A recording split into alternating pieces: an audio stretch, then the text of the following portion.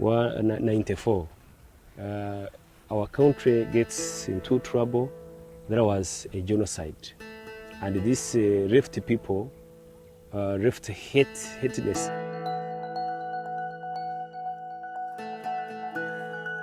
We managed to come to this swamp as very many people looking economic activities, starting by cultivating. You could find the people who would dig here, another making here, without talking to each other, because people were not trusted to each other.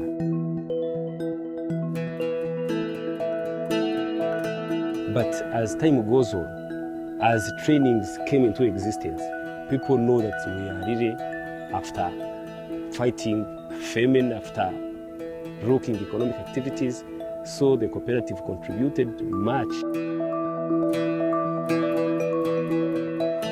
Growing inequalities, uneven concentration of power, failing institutions, and a weakened multilateral system are elements that hinder progress in leaving no one behind. Genocides, wars, and various forms of violence have affected millions of people, particularly those living in poverty and in vulnerable conditions, and with no recourse to justice. At the end of 2019, 79.5 million people have been forcibly displaced worldwide as a result of persecution, conflict, violence, human rights violations, or events seriously disturbing public order. In 2020, there have been more than 93,000 armed conflict events in the world. Establishing structures that the local community can trust, as well as strengthening local governance, is key to peace building. Civil initiatives are essential for successfully confronting organized violence.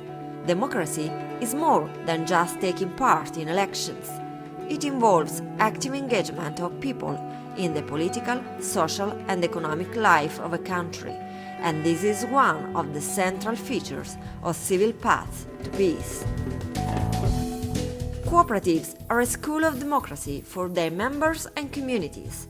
They are real examples that inclusive and participatory decision-making works, and that conflicts can be diffused without resorting to violence. The principle of one member, one vote is an essential part of democracy that allows fair representation and equal voting power within cooperatives, elements that build trust in other democratic institutions too. Cooperatives can work as bridging institutions in reconciliation processes. They have a strong capacity to build mutual understanding and contribute to conflict eradication and promotion of peace while building cohesive communities. They are spaces where people from different walks of life come together to address common needs. This builds trust and makes it harder to fall prey to fake news and conspiracy theories, which are stoking division and are causing violence all over the world. This is why cooperatives are a well-placed partner in any strategy towards conflict prevention, reconciliation, and peace building. Cooperatives think of the collective, which the greed economy does not. It just thinks of what can I get today. The cooperatives, by their very nature, cannot exist for a year or 2 years. And they don't gamble, they work hard. And their collective work is what has sustained this movement. I just think as a moral compass, saying, and we are building for the 7th generation to come. Cooperatives are building the future. And to turn around and say, you as a crude, brutal, violent leftover of colonialism that is putting the planet at risk and putting the future at risk, you have no place in the future.